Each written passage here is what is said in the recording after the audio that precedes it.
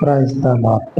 మన రక్షకుడు పరిశుద్ధుడు యేసుక్రీస్తు వారి శక్తి కలిగిన నామంలో ఈ రోజున దేవుని యొక్క పరిశుద్ధమైనటువంటి ఉపవాస వాక్య ధ్యానములకు ప్రతి ఒక్కరికి మన రక్షకుడి పేరిట ప్రైజ్ ద లార్డ్. సర్వోన్నతుడు సర్వశక్తి సంపన్నుడు ఉన్నటువంటి దేవునిని వెంబడిస్తూ ఉన్నటువంటి మనము ఆ దేవునిని ఎలాగా ఆరాధించాలను, ఎలాగా ఆయనని సేవించాలను ఒకసారి జ్ఞాపకం చేసుకుందాం. ఇప్పటికీ కూడా చేతిలో మనకి స్మార్ట్ ఫోన్ అంటారు కదా, పెద్ద ఫోన్లు వచ్చి ఇంత అభివృద్ధి చెందిపోయింది. కానీ క్రైస్తవ్యంలో క్రీస్తుని కలిగినటువంటి వారు వేల సంవత్సరాల నుంచి వస్తున్నటువంటి క్రీస్తు యొక్క హృదయాన్ని మాత్రం ఇంకా తెలుసుకోలేని స్థితిలోనే ఉన్నారు. దేవునికి స్తోత్రం, దేవునికే మహిమ. ఇంకా తెలుసుకోలేనటువంటి స్థితిలోనే ఉన్నారు ఇప్పటికీ కూడా.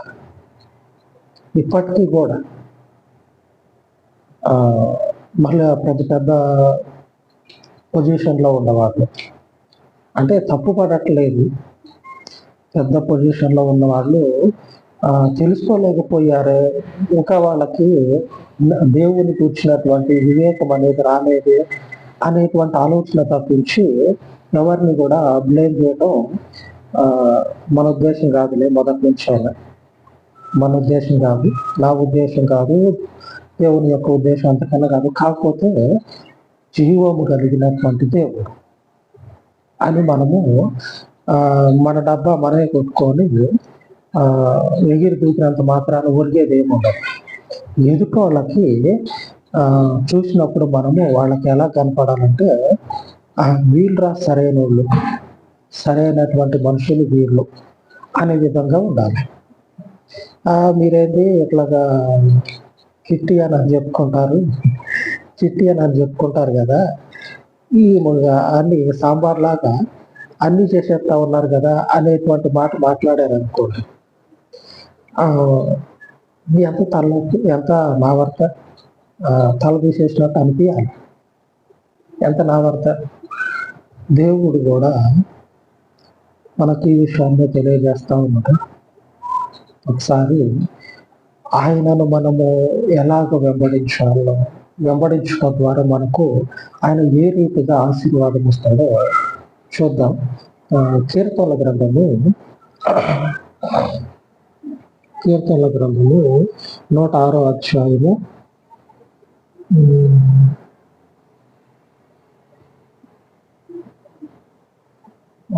20వ వచనం. 106వ కీర్తన 20వ వచనం. తమ మహిమాస్పదమును గడ్డి మేయు ఎద్దు రూపమునకు మార్చెరు.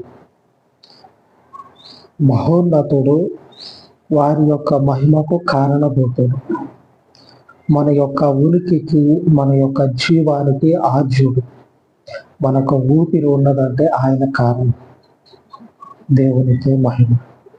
మన యొక్క ప్రాణం అనేది మనకి నిలబడి ఉన్నదంటే, మనకు ఊపిరి పోసినటువంటి దేవుడు మనకు ఆద్యుడై ఉన్నాడు. మరి ఇంతటి మహిమ స్వరూపి అయినటువంటి దేవుణ్ణి ఆ భూమి మీద మొలిచేటువంటి గడ్డి, ఆ శతారం తినేటువంటి ఎద్దు రూపానికి మార్చేశారంటారు దేవుని ప్రజలు. దేవుడు తల పట్టుకుంటాడు. ఇక అంతే కదా, మన వాడుక భాషలో మనకి అర్థమయ్యే విధంగా చెప్పుకోవాలంటే దేవుడు తల పట్టుకొని బాధపడాలి. ఇంత కూడా వివేచన అనేది లేదా?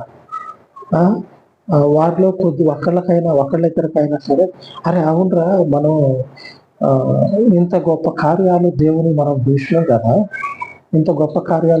కదా, దేవుడు అంత శక్తి సంపన్నుడు కదా, ఈ గడ్డి మోసి గడ్డి తిని నీళ్లు తాగేటువంటి ఈ పశువు రూపానికి దేవుణ్ణి తీసుకురావటం ఎదురా అనేటువంటి ఆలోచన కూడా రాలేకపోయింది.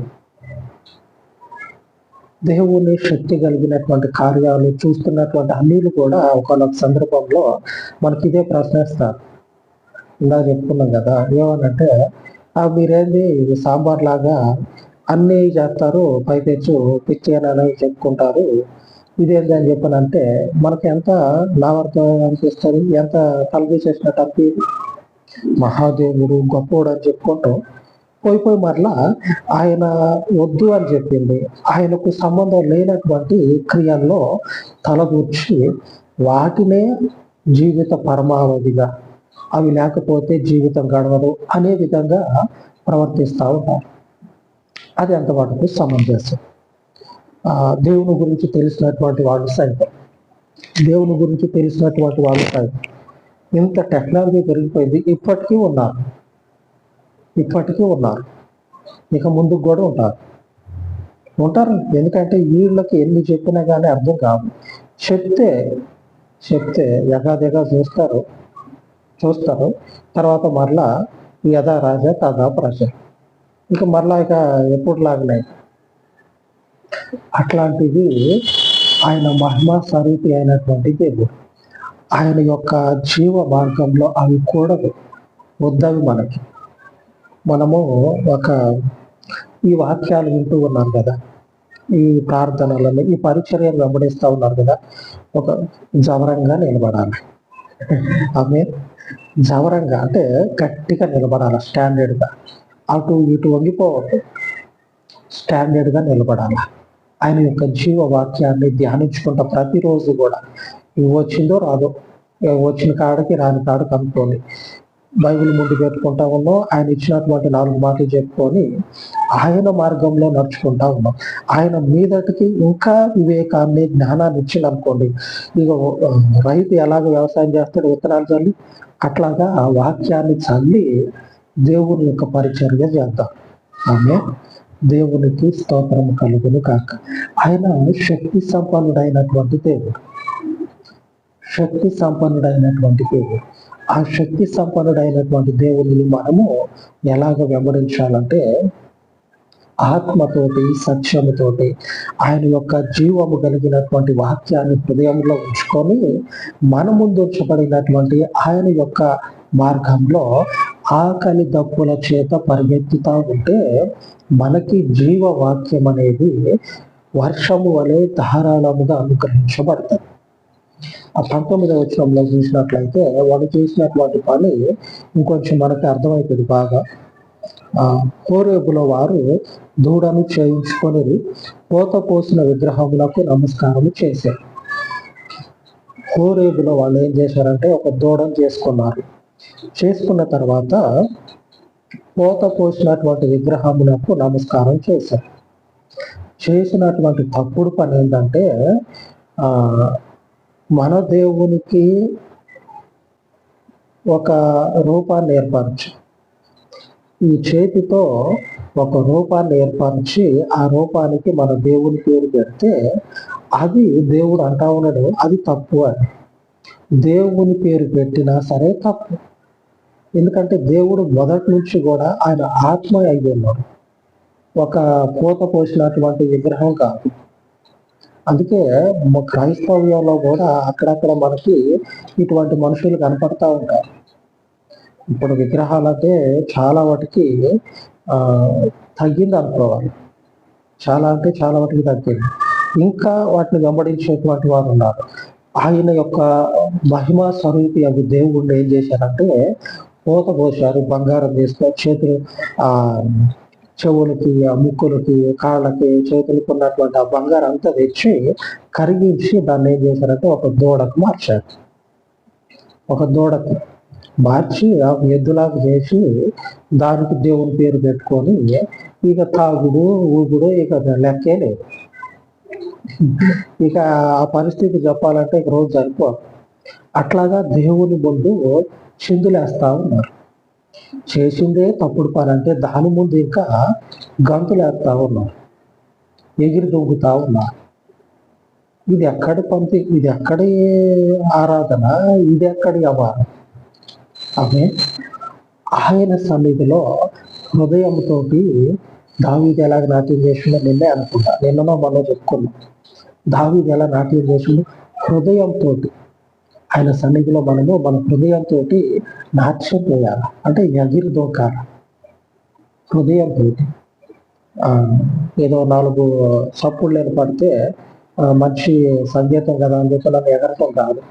ఆత్మతోటి హృదయంతో ఆయన చేసినటువంటి మేలులు, ఆయన మనకు చూపినటువంటి కృపలను జ్ఞాపకం చేసుకోండి. ఒకనొక సమయంలో ఆయన మనకు ఏ రీతిగా తన కుడి చేతినిచ్చి ఆదరించిందో వాటిని జ్ఞాపకం చేసుకొని హృదయము ఉప్పొంగిపోయేటట్లుగా నాట్యం చేయాలి. అందుకే దావీదు అంటాడు, నేను ఎంతటి వేస్ట్ గానైనా సరే, వాళ్ళు చూసేటోళ్ళకి నన్ను అట్లా వాళ్ళు అనుకున్నా సరే నాకు వచ్చి నష్టం లేదు. నా ముఖాన్ని అద్దంలో చూసుకొని ఇంతటోడిని ఏందిరా నేను ఇంతగా పనికిమాలిన అని అనుకునే సమయంలో దేవుడు నన్ను చూశాడు. కాబట్టి నేను దేవుడినే వెంబడిస్తా. నా దృష్టికి నేను వ్యర్థుడిగా కనిపించినప్పుడు దేవునికి నేను వీడేమన్నా ఉపయోగపడతాడేమో అనే ఆలోచన నా వైపు చూసి చేసుకున్నాడు. ఆయన ఆలోచన చేసుకున్నాడు. ఆ దేవుని కృప నాకు చాలు. అందరికీ కూడా మనం అక్కడక్కడ వింటా ఉంటాం సెల్ఫ్ కాన్ఫిడెన్స్ అంటే మన మీద మనకి విశ్వాసం, నమ్మకం, ఏదైనా చేయగలను అనే నమ్మకం. దావీదు ఏమంటాడు?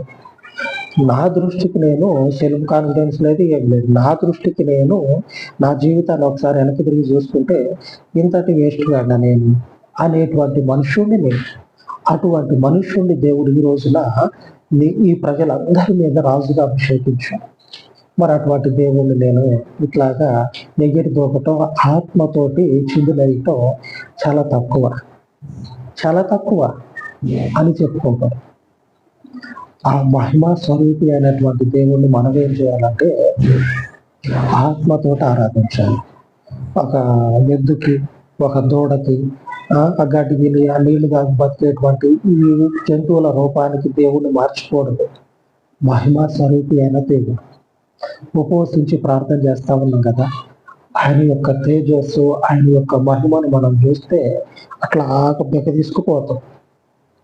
భయంతో మనం చూసేది ఏందిరా, మనం చూసేది ఏంటి? నిజమైనటువంటి దేవుళ్ళ, లేకపోతే ఇంకా ఏదో అసలు భూమి మీద ఇటువంటి రూపాన్ని ఎన్నడూ చూడలేదు కదా అనేటువంటి భయంతో బెక్క చచ్చిపోతాం.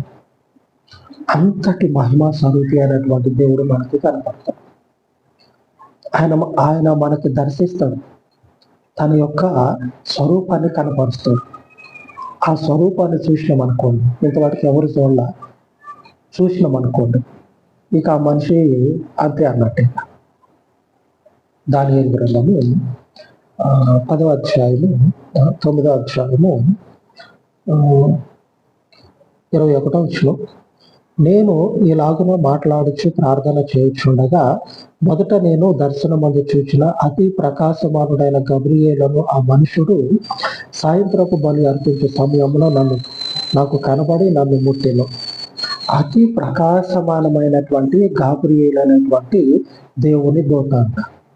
అతి ప్రకాశం అంటేనే వెలుగు. ఆ వెలుగు ఎలాగున్నదంటే మిక్కిలి హెచ్చైనది. అతి ప్రకాశమైనటువంటి ఆ గాబ్రియేలు అనేటువంటి ఆ దేవుని దూతను చూస్తూ ఉంటే ఈ మనుషుడు ఎలాగైపోతా ఉన్నాడంటే హృదయం అనేది ఉప్పొంగిపోవటమే కాకుండా అట్లాగా మిక్క చచ్చిపోయింది. ఆ తర్వాత అధ్యాయంలో ఉంటుంది. ఆ 10వ అధ్యాయము ఆ తర్వాత వచనాల్లో మనకు కనపడుతుంది. 10వ అధ్యాయంలో అనుకుంటా ఉంటుంది. చూసి దేవుణ్ణి చూసి నిశ్చేష్టుడైపోయి దేవుడు మాట్లాడి ఒకనొక పనిని, ఒకనొక మార్గాన్ని మనకు నిర్దేశిస్తాడు. అంతటి ప్రకాశమానమైనటువంటి దేవుణ్ణి, అంతటి శక్తి సంపన్నుడైనటువంటి దేవుణ్ణి తీసుకొచ్చి జంతువుకు మార్చారు.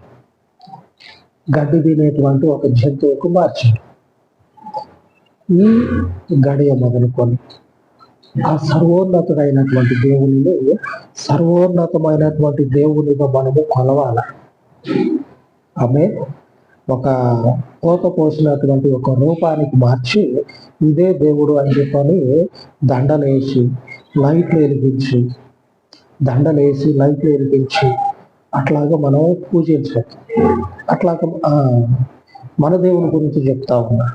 మన దేవుడు ఆత్మస్వరూపం. మన హృదయముతోటి, మన యొక్క నోటితోటి ఆయనను కనపరచాలి. మన హృదయంలో ఎప్పుడు ఆయనను కూర్చున్నటువంటి ధ్యానం అనేది ఉండాలి. ఇది ఆయన కోరుకునేది. ఈ రీతిగా మనం ఆయనను వెంబడించినట్లయితే దేవుడు మనకు వాగ్దానం చేస్తా ఉన్నాడు. 28వ ద్వితీయోపదేశకాండం 28వ అధ్యాయము 14వ వచనం, యెహోవా నిన్ను తలగా నియమించును గాని తోకగా నియమింపాడు. ఏం చేస్తుందంట? దేవునికి స్తోత్రం. దేవుడు సర్వోన్నతుడు, అత్యంత కృపా క్షమాపణలు కలిగినటువంటి దేవుడు ఉండి, మనము ఎప్పుడైతే ఆత్మతోటి సత్యముతోటి ఉపవాసం ఉండి ఆయన సన్నిధిలో కడుపులో పేగులు కాలిపోతూ ఉన్నా సరే ఆయన వైపే చేతులెత్తి మనము మొరపెట్టినట్లయితే మన యొద్దకు వచ్చి మనకు సమాచారాన్ని ఇచ్చేటువంటి దేవుడు. మనము ఏం కాబోతా ఉన్నామో, మనకేం జరగబోతా ఉన్నదో దానిని తెలియజేసేటువంటి దేవుడిని మనము కలిగి ఉన్నాం. ఇంతటి దేవుడిని మనము ఈ రీతిగా మనము అనుసరించి, ఈ రీతిగా మనము సేవించినట్లయితే, ఏది దూడ ఈ ఎద్దు ఇట్లా కాకుండా ఆత్మతో ఈ రీతిగా మనము దేవుడిని సేవించినట్లయితే దేవుడు మనల్ని పైన ఉండేటువంటి స్థితిలోనే నిలబెడతారు. కానీ ఒకనొక పరిస్థితిలో కిందకి నిలబడి కింద ఉండి చేయి చాపేటువంటి తక్కువ స్థితిలో దేవుడైతే మనల్ని నిలబెట్టాలి. ఆమె దేవునికి స్తోత్రం కలుగును గాక. ఈ రీతిగా మన దేవుడు మనము వెంబడుతాం. ఈ ఉపవాస వాక్యము దేవుడు తన నామమును బట్టి ఆశీర్వాదకరంగా మార్చును గాక. అలాగే ప్రార్థించుకుందాం.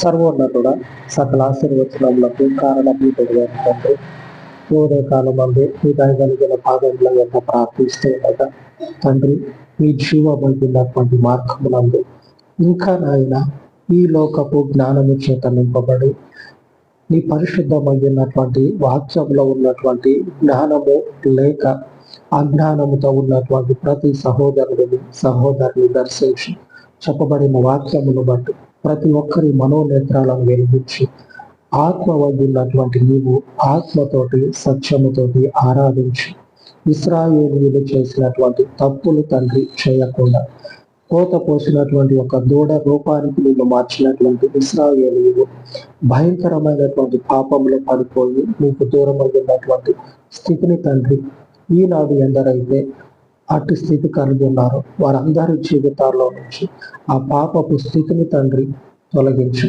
మీ నామమును బట్టి ఆత్మతోటి సత్యముతోటి ఆరాధించుటకు ప్రతి ఒక్కరిని కూడా మీ నామమును బట్టి బలపరిచి నీకు మహిమ కలిగినట్లుగా తండ్రి వారిని మీ పరిశుద్ధ వాక్యము చేత అందుకట్టమని సమస్త ఘనతను మీరు కలుగ చేసుకోనమని మా రక్షణకర్తమైనటువంటి మీకు ఈ ప్రార్థన మనవులన్నిటినీ ప్రతిష్ఠించి యేసుక్రీస్తు జీవము కలిగిన నామంలో ప్రార్థించి వేడుకొనుచున్నాను తండ్రి. ఆమేన్. ఆమేన్. సర్వోన్నతుడైన మన ప్రభు కృప నిత్యము మనకు తోడైంది నడిపించును గాక. ఆమేన్. ఆమేన్.